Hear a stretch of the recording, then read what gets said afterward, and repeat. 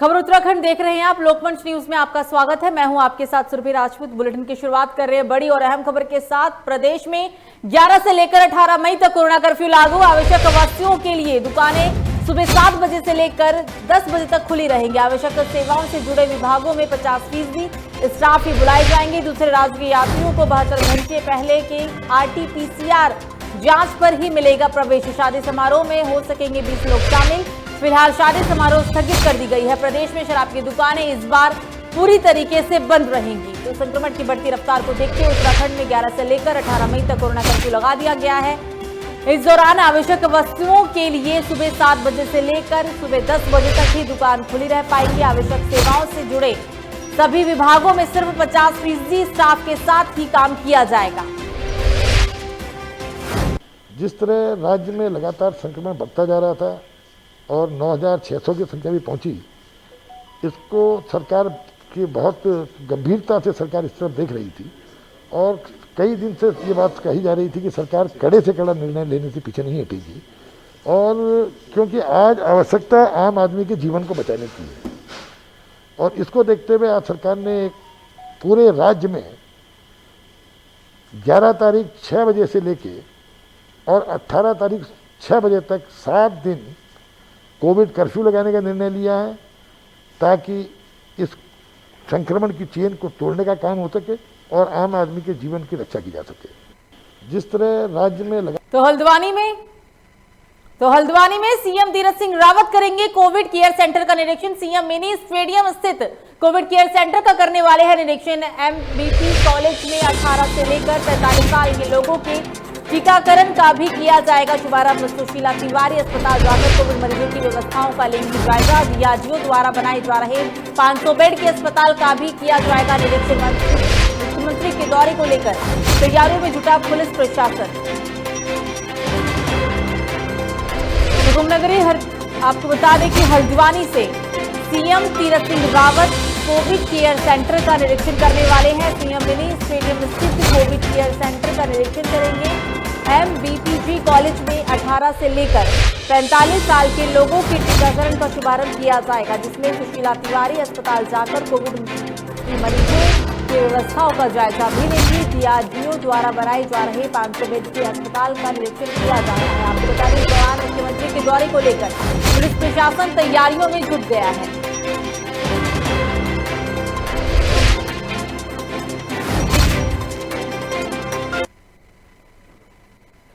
तो डोईवाला में सोमवार से 18 साल से 45 तक के व्यक्तियों को कोरोना वैक्सीन लगाने का अभियान शुरू हो चुका है। आपको बता दें कि पूर्व मुख्यमंत्री त्रिवेंद्र सिंह रावत 18+ वैक्सीनेशन का कार्य शुरू कराते हुए कहा कि अभी कोरोना काल चल रहा है, इसलिए लोग बहुत ज्यादा सतर्क रहें, सावधानी बरतें और सरकार के द्वारा समय पर दी जा रही गाइडलाइन का पालन जरूर करें, ताकि कोरोना महामारी से खुद को बचाया जा सके। अगर किसी व्यक्ति में किसी तरह के लक्षण दिखे तो वो डॉक्टर की सलाह ले और सोशल डिस्टेंस के साथ मास्क का भी प्रयोग जरूर करें, क्योंकि अब घर पर रहकर ही हम इस बीमारी से बच सकते हैं। आपको बता दें कि भुनियावाला में सोमवार से लेकर 18 साल से लेकर ऊपर के 200 चिन्हित लोगों को टीका लगाया गया और आगे भी वैक्सीनेशन का काम जारी रहेगा। वैक्सीन लगाने वाले लोगों में बेहद उत्साह भी था और शासन प्रशासन का आभार भी लोगों ने व्यक्त किया है। ये जो वैक्सीनेशन का जो ये सेकंड फेज जो 18 से 44 वर्ष के लोगों के लिए 45 वर्ष के लोगों के लिए प्रारंभ हुआ है, इससे इस संक्रमण को रोकने में काफ़ी सहायता होगी। एक बात मैं और कहना चाहता हूं कि क्योंकि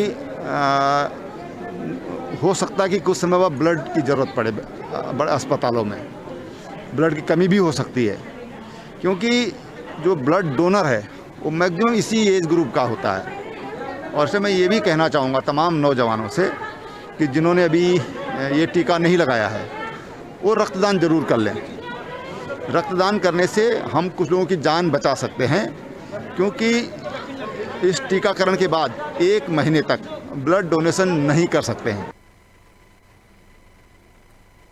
तो खबर सतपुली से, जहां कोरोना काल में पुलिस कप्तान रेणुका देवी ने कम्युनिटी बास्केट में लोगों से मदद करने की अपील की है, जिसमें जरूरतमंद लोगों के जरूरत की चीजों को दान करके किसी की सहायता कर सकते हैं, ये कहना है उनका। इसके लिए हर व्यक्ति को थाने में आकर बास्केट में राशन का सामान, फल, सब्जियां, दवाइयों और ऑक्सीजन जैसी चीजों को दान दे सकते हैं। थानाध्यक्ष संतोष पैथवाल ने कहा कि कम्युनिटी बास्केट को थाने पर लगा दिया गया है और इसका प्रयोग हर व्यक्ति के माननीय कार्यों के लिए किया जा सकता है।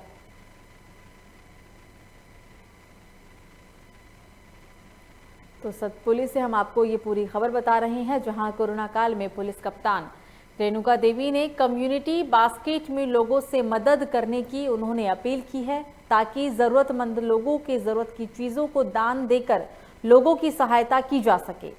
हर व्यक्ति को थाने में आकर बास्केट में राशन का सामान, फल, सब्जियां, दवाइयां और ऑक्सीजन जैसी चीजें लोग आकर थाने में आकर बास्केट में दान कर सकते हैं। थानाध्यक्ष संतोष पैथवाल का कहना है कि कम्युनिटी बास्केट को थाने में लगाया गया है और इसका प्रयोग हर व्यक्ति के मानवीय कार्यों के लिए किया जा सकता है।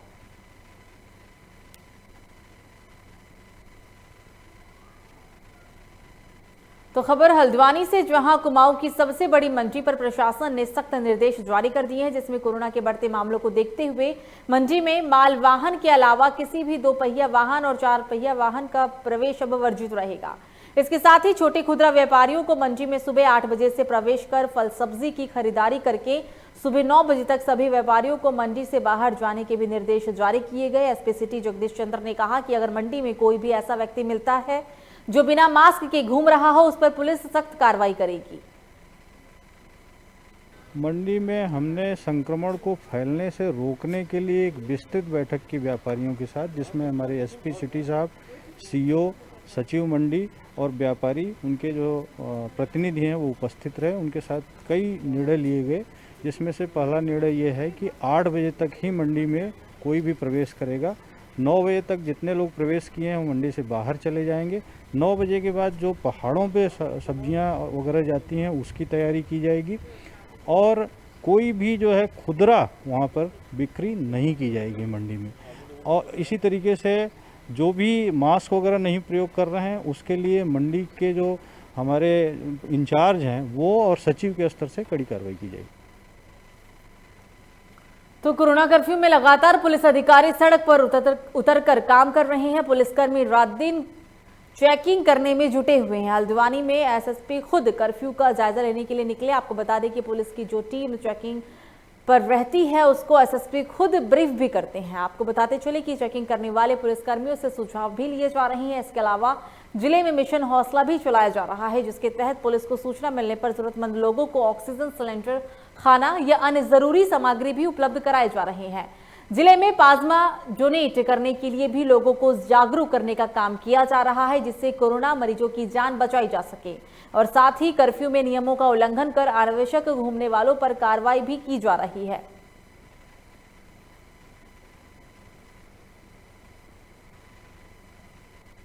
अभी इस वक्त हम लोग एक बैरियर पे खड़े हुए हैं और हम लोग देख रहे हैं कि लगातार इसमें चेकिंग हो रही है, 24 आवर्स चेकिंग हो रही है। तो यहाँ पे जो कर्मचारी हैं उनसे सुझाव भी लिए जाते हैं कि और किस तरीके से हम इसको बेहतर कर सकते हैं। साथ ही साथ जब चेकिंग हम करते हैं तो उसमें जो लोग अनावश्यक घूम रहे हैं उनके खिलाफ भी हम लोग कार्रवाई करते हैं, चालान की कार्रवाई भी की जाती है और जो गंभीर होते हैं उनमें FIR भी की जाती है। लगातार इसमें हम लोग कार्रवाई कर रहे हैं तथा लोगों को जागरूक भी कर रहे हैं कि कम से कम घरों से निकलें। और इसके साथ ही साथ जनपद में मिशन हौसला भी चलाया जा रहा है। अगर खाने पीने की कोई चीज़ चाहिए होती है या किसी को कोई वृद्ध है और वो घर में अकेला है, वो बाहर नहीं आ सकता दवा लेने के लिए या किसी राशन वाशन लेने के लिए, तो उसमें भी हम लोग फैसिलिटेट करा रहे हैं। और इसके साथ ही साथ जो प्लाज्मा है, आजकल बहुत ज़्यादा प्लाज्मा की ज़रूरत पड़ रही है, उसमें भी जो है पुलिस बीच में एक सेतु का काम कर। तो अगली खबर कुंभ नगरी यानी कि हरिद्वार से, जहां मुस्लिम समुदाय के लोगों ने जिला प्रशासन से मांग किया है कि जिस प्रकार महाकुंभ मेला ने सोशल डिस्टेंसिंग के साथ संपन्न कराया गया, ठीक उसी तरीके से आने वाली ईद की नमाज को ईदगाह में अदा करने की व्यवस्था जिला प्रशासन करे। ईदगाह कमेटी के सेक्रेटरी नईम कुरैशी ने कहा कि साल भर में ईद का त्योहार आया है और कोविड-19 के चलते दिक्कत भी आ रही है, पर जिस तरीके से और पूर्व जिला प्रशासन ने सोशल डिस्टेंस का पालन करते हुए महाकुंभ को कराया, ठीक वैसे ही नमाज के लिए भी व्यवस्था की जाए। सरकार इस समय भेदभावपूर्ण रवैया अपना रही है और जिस तरह से हिंदू समाज के लोगों को नहान में पूरा अवसर मिला, इसी तरह हमें भी अपनी इबादत करने का पूरा अधिकार है। इसलिए सोशल डिस्टेंसिंग का पालन करते हुए ईदगाह के ग्राउंड में जितने लोग सोशल डिस्टेंसिंग में आ जाएं, जिला अधिकारी महोदय को एक डेलीगेशन वहां पर भेजना चाहिए ईदगाह ग्राउंड में, और ये देखना चाहिए कि वहाँ सोशल डिस्टेंसिंग का पालन करते हुए कितने लोगों की क्षमता वहाँ पर है।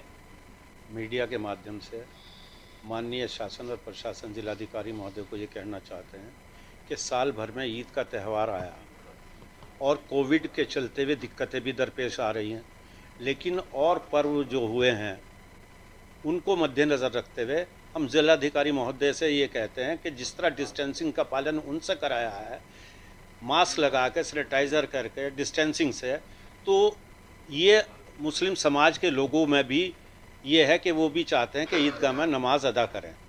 तो व्यवस्था देखना जो है वो सरकार का काम है, जिलाधिकारी महोदय का काम है, लेकिन हमारी मांग है कि हम लोग ईदगाह में नमाज अदा करना चाहते हैं, सबके सब लोग। तो इसलिए हम जिलाधिकारी महोदय से ये मांग कर रहे हैं कि हम लोगों को इजाज़त दी जाए और व्यवस्था जो है वो जिलाधिकारी महोदय पर न, चाहे पास इशू करें और चाहे कुछ है। तो खबर पौड़ी से, जहां आपदा प्रबंधन प्राधिकरण देहरादून ने जिले पौड़ी गढ़वाल के लिए 25 ऑक्सीजन कंसंट्रेटर पहुंचवाई है। आपको बता दें जिसमें ऑक्सीजन की इस खेप को फिलहाल स्वास्थ्य विभाग के स्टोर में जमा करा दिया गया। बताते चले कि कोरोना से बचाव के लिए बाकी अस्पतालों में जरूरत के हिसाब से ही ऑक्सीजन कंसंट्रेटर भेजे जाएंगे।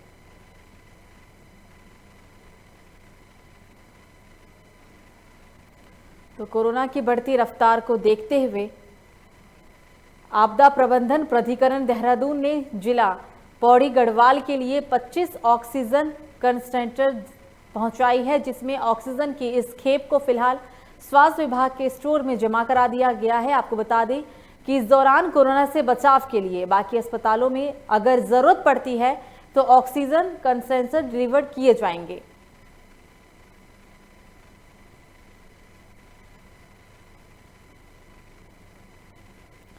तो प्रदेश भर में कोरोना का टीकाकरण अभियान शुरू हो गया है। आपको बता दें कि जिले में 18 साल की उम्र से लेकर 44 साल तक की आयु के लोगों का टीकाकरण किया जाएगा।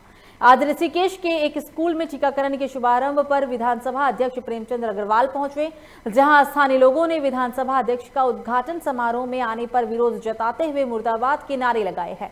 इस दौरान लोगों का कहना है कि लोग सुबह 8 बजे से लाइनों में खड़े होकर टीका लगवाने का इंतजार कर रहे हैं और विधानसभा अध्यक्ष 11 बजे पहुंचकर फोटो खिंचवाने और वाहवाही लूटने के लिए उद्घाटन करने पहुंचे, जिस बात का विरोध आज लोगों ने जताया।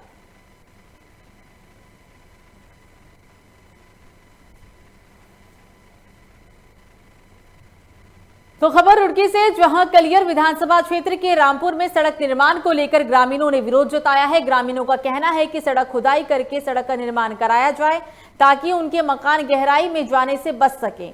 इस मौके पर पहुंचे क्षेत्र विधायक को एक ग्रामीण ने खूब खरी खोटी भी सुनाई। विवाद के दौरान का वीडियो सोशल मीडिया पर जमकर वायरल हुआ, जिसमें ग्रामीण गुस्से वाले लहजे में विधायक को खूब खरी खोटी सुनाते हुए नजर आ रहा है। कुछ ग्रामीण हंगामे को शांत कराने का प्रयास भी करते हुए दिखाई दे रहे हैं।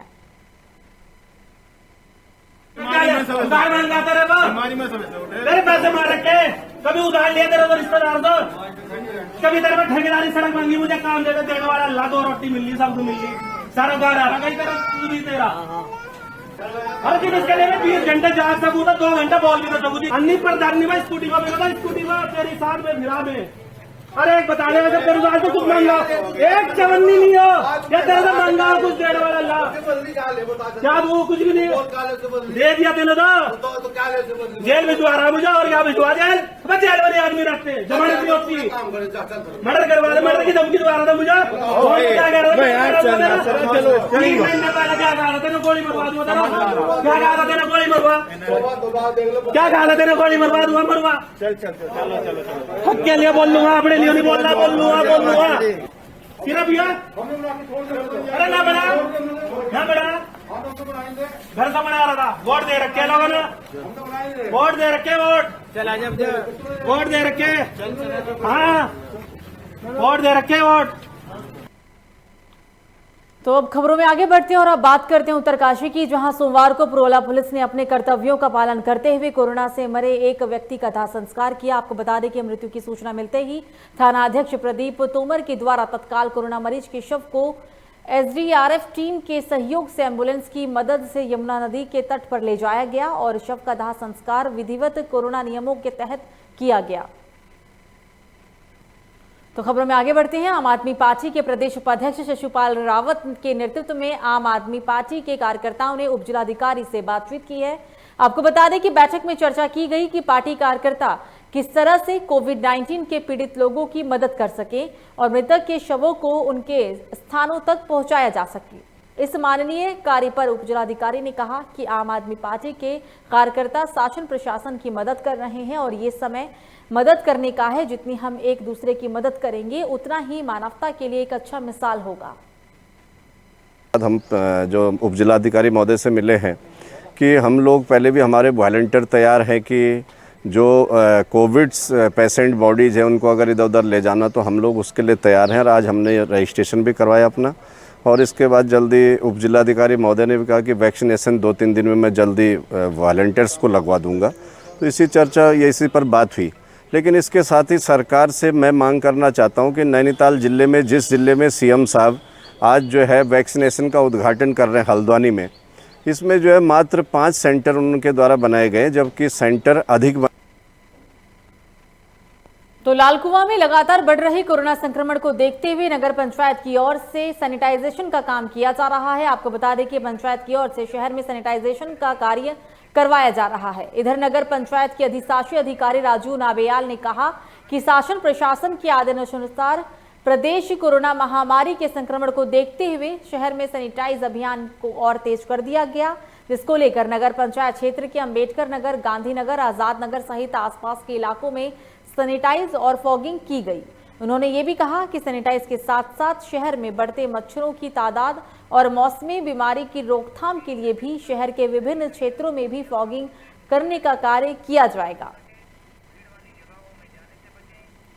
तो उत्तराखंड के लालकुआं इलाके की हम आपको ये तस्वीर दिखा रहे हैं। संक्रमण की बढ़ती रफ्तार है पूरे इलाके में और इसी को देखते हुए सैनिटाइजेशन का काम किया जा रहा है। आप कर्मचारियों को, दुकानों को, घरों को सैनिटाइज करते हुए तस्वीरों में देख सकते हैं।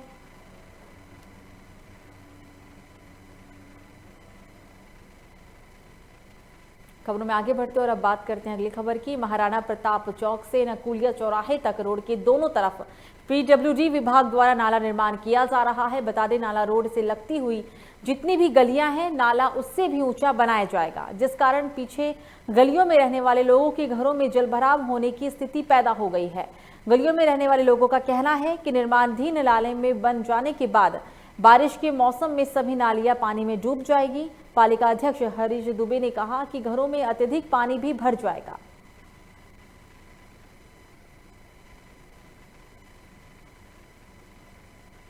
प्रताप चौक से एक नाला बनाया जा रहा है, वो नाला जहां जहां से होकर गुजर रहा है वहां की बस्ती वाले लोग, हम वार्ड मेंबर को हमारे मुझे परेशान कर रहे हैं। इसलिए परेशान कर रहे हैं क्योंकि नाला जो बन रहा है वो पीछे की गलियों से ऊंचा बन रहा है, उसका लेवल ऊंचा है। तो वो क्या कर रहा है, वो सारे पीछे की गलियां भर जा रही हैं, लोग डूब जा रहे हैं। तो इसको लेकर आज जो है कि हमारे यहाँ पर ये आप देख रहे होंगे अनिरुद्ध राय जी की गली है, ये व्यापार मंडल अध्यक्ष जी जो हमारे राजीव गुप्ता जी है उनकी गली है, वहाँ पे भी यही समस्या आई थी।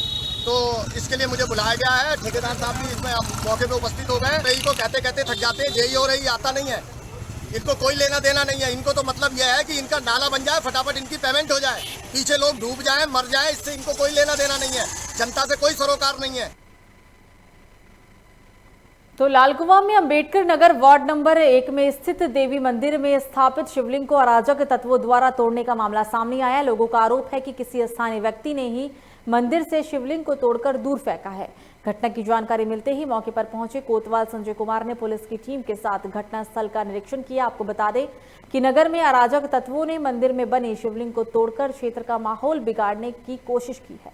मौके पर पहुंचे हिंदुवादी संगठनों के कार्यकर्ताओं ने इस कृत्य को घोर निंदा कर शिवलिंग क्षतिग्रस्त करने के पीछे किसी बड़ी साजिश का अंदेशा जताया और इस मामले में तहरीर पुलिस को भी सौंपी गई, जिस पर पुलिस ने मुकदमा दर्ज कर अग्रिम कार्रवाई शुरू कर दी। हमें जानकारी मिली कि लालुका में जो है कुछ अराजक तत्वों के द्वारा जो है एक शिवलिंग को उखाड़ के फेंक दिया गया है। करीब 30 मीटर की दूरी पे वो शिवलिंग फेंका, ऐसा हमें जैसे पता चला। और हम यहाँ के क्षेत्रवासियों के द्वारा जैसी सूचना मिली, मैं आया यहाँ और मैंने देखा, सवेरे यहाँ आके देखा कि कोतवाल साहब आके उसको स्थापित कराए हैं। और हम लोगों ने यहाँ अभी एक तहरीर दे रखी है और हमने इनसे कह रखा है कि उनकी तुरंत जल्द से जल्द गिरफ्तारी होनी चाहिए, क्योंकि हमारी शिवलिंग जो है खंडित हो चुकी है और उसमें पूजा प्रतिष्ठा तभी करी जाएगी जब तक वो उन लोगों की गिरफ्तारी नहीं होगी। अभी सूचना प्राप्त हुई थी कि वहाँ वार्ड नंबर 1 में एक शिवलिंग को वहाँ से इसने हटा करके दूसरी जगह पर रख दिया था। इसके संबंध में तहरीर प्राप्त हुई है, उस पर FIR पंजीकृत की जा रही है और हमने अपनी टीमों को वहाँ पर लगाया हुआ है। हम CCTV कैमरे चेक करा रहे हैं और जो भी तथ्य सामने आएंगे उसमें आवश्यक वैधानिक कार्रवाई। तो खबरों में आगे बढ़ते हैं और अब बात करते हैं उत्तराखंड के विकासनगर की, जहां चौकी क्षेत्र के नवदुर्गा मंदिर दिनकर विहार में बंद पड़े हुए घर में अलमारी में रखी नकदी पर 2 शातिर चोरों ने हाथ साफ कर दिया। जहां एक तरफ कोरोना काल की विपत्ति की इस घड़ी में कोतवाली पुलिस दिन रात देखे बगैर अपनी जिम्मेदारी निभा रही है, तो वहीं दूसरी ओर ऐसी विकट घड़ी में चोर भी पुलिस की मुश्किलें बढ़ाने में लगे हुए हैं। आपको बता दें कि बंद पड़े एक घर में 2 चोरों ने अलमारी में रखी नकदी पर हाथ साफ कर दिया, जिसके बाद सूचना मिलते ही चौकी प्रभारी अर्जुन गोसाई ने इस मामले को संज्ञान में लेते हुए छानबीन कर दोनों शातिर चोरों को नकदी के साथ धर दबोचा है। आपको बता दें कि दोनों शातिर चोरों के पास से चोरी की गई रकम भी बरामद कर ली गई है और फिलहाल दोनों चोरों को गिरफ्तार कर न्यायालय भेज दिया गया। एक नवदुर्गा मंदिर है दिनकर विहार में, वहाँ पे सुरेश चौहान नाम के व्यक्ति हैं। उनके घर में कुछ दिन पहले चोरी हुई थी, जो उस दौरान शादी में गए थे। जब वो शादी से आए 5 तारीख को, तो उन्होंने देखा उनके घर से अलमारी से कुछ पैसे चोरी हो गए थे। उनके द्वारा तहरीर दी गई, तहरीर के आधार पर हमारे द्वारा मुखबिर मामूर किए गए और जिसके परिणाम स्वरूप आज सुबह ही हमने 2 चोरों को गिरफ्तार किया, जो दोनों सगे भाई थे, और उनके कब्जे से 22,900 रुपये बरामद किए और उनकी अरेस्टिंग करके उनको माननीय न्यायालय में पेश किया, जहां से उन्हें न्यायिक हिरासत में जेल भेज दिया गया है। तो खबर लक्सर से, जहां लक्सर के खेड़ी खुर्द गांव में हुई 4 लोगों की हत्या के मामले में नामजद आरोपियों में से पुलिस ने 6 को गिरफ्तार कर लिया है। आपको बता दें कि पुलिस ने बदमाशों के पास से 3 तमंचा, 1 तलवार और लाठी डंडे भी बरामद किए। बताते चले कि 6 मई को खेड़ी खुर्द गांव में एक पक्ष के बीच अधिक हथियारों से लैस लोगों ने दूसरे पक्ष के लोगों पर ताबड़तोड़ गोलियां चलाकर हुसैन शहजान को मौत के घाट उतार दिया था, जिसके बाद पुलिस ने 22 लोगों के खिलाफ मुकदमा दर्ज किया था। इस दौरान पुलिस ने कार्रवाई करते हुए पकड़े हुए बदमाशों को जेल भेज दिया। खेड़ी खुर्द में हमें एक सूचना मिली थी, जिसमें झगड़े में कुछ लोगों के घायल होने की सूचना पे हमारी टीम जब मौके पर पहुंची थी, तो खेड़ी खुर्द में 2 मुस्लिम पक्ष हैं, उनके बीच में एक झगड़ा हुआ था, जिसमें पुरानी रंजिश के तहत लाठी डंडे, तलवार और गोलियां चली थी। और इसी में जब पूरे मामले का प्रकरण को हमने दिखाया था और जो घायल थे उसमें से 3 लोगों की मृत्यु उस टाइम पे हो गई थी। और इस मामले में हमने 7 टीमों का गठन किया था, जो विभिन्न जगहों पर जिन्हें छापामारी लगातार जिसमें दिन रात काम करके अभी जो मुख्य आरोपी में आस मोहम्मद और जुल्फिकार समेत लगभग आधा दर्जन लोगों को हमने गिरफ्तार कर लिया है और आगे की कार्रवाई के लिए टीमें लगातार प्रयास हैं।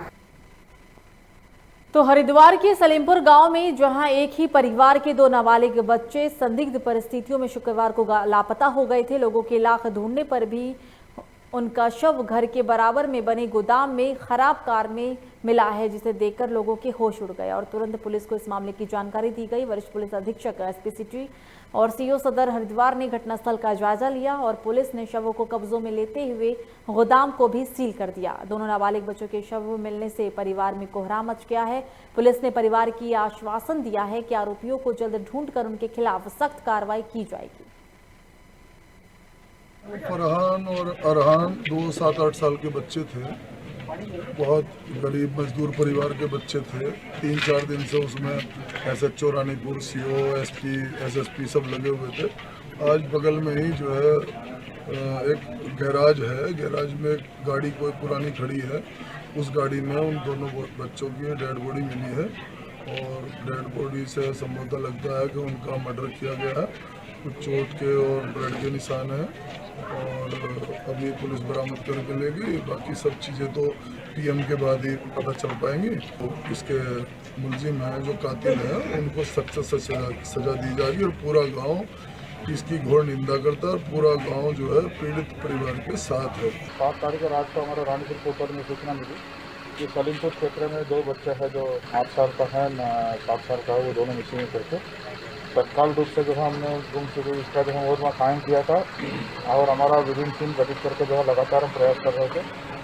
आज रात का हमारे पास सूचना मिली थी कि जो घर का पास में घोड़े में गाड़ी के अंदर एक गाड़ी दिख गई करके फिर हमने फोरेंसिक टीम के साथ आकर दोनों गाड़ी को हमने अभी कब्जे में लिया है। अभी फोरेंसिक टीम से हम एविडेंस कलेक्ट कर रहे हैं, वो गाड़ी को पंचनामा करके पोस्टमार्टम के लिए भेज दिया है और आगे की कार्रवाई जैसा हो सकता है उसका अनुसरण किया जाए। खबरों में आगे बढ़ते हैं और अब बात करते हैं चमोली की, जहां चमोली में लॉकडाउन के बाद आंशिक तौर पर खुले आवश्यक सामग्रियों की दुकानों और बैंक पर लोगों की जबरदस्त भीड़ देखने को मिल रही है।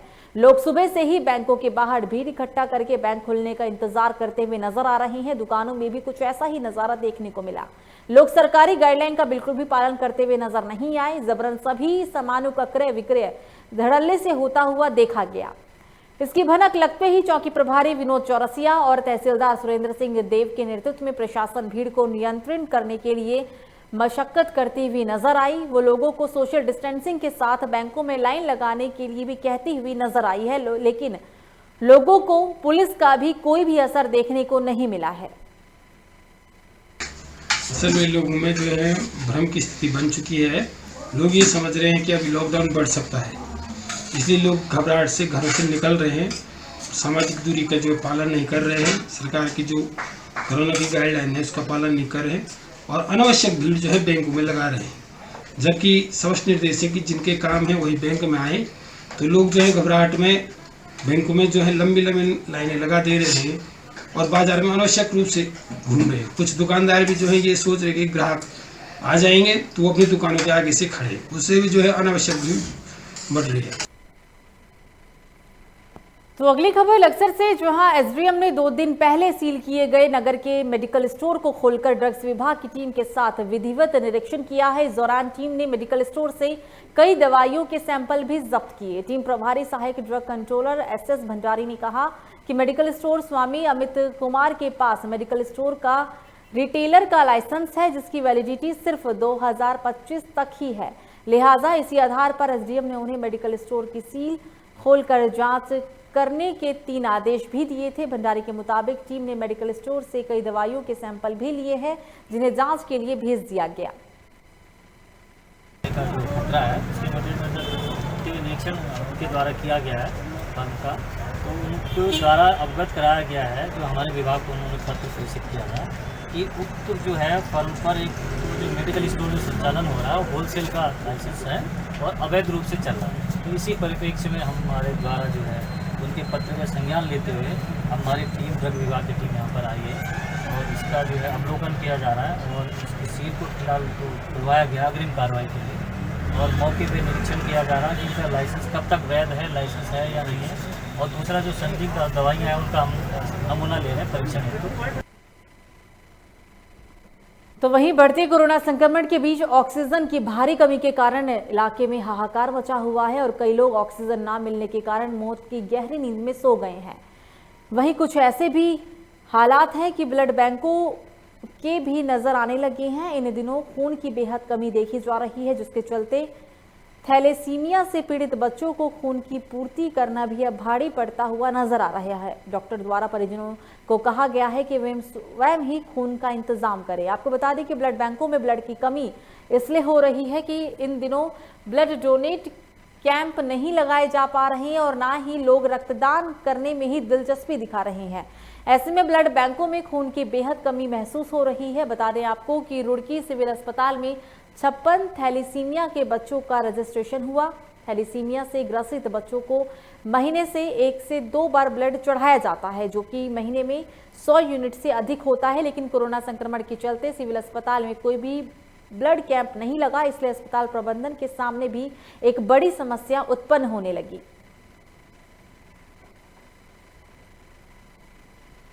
तो फिलहाल बुलेटिन में मुझे दीजिए इजाजत। लोकमंच न्यूज पर खबरों का सिलसिला जारी रहेगा। नमस्कार।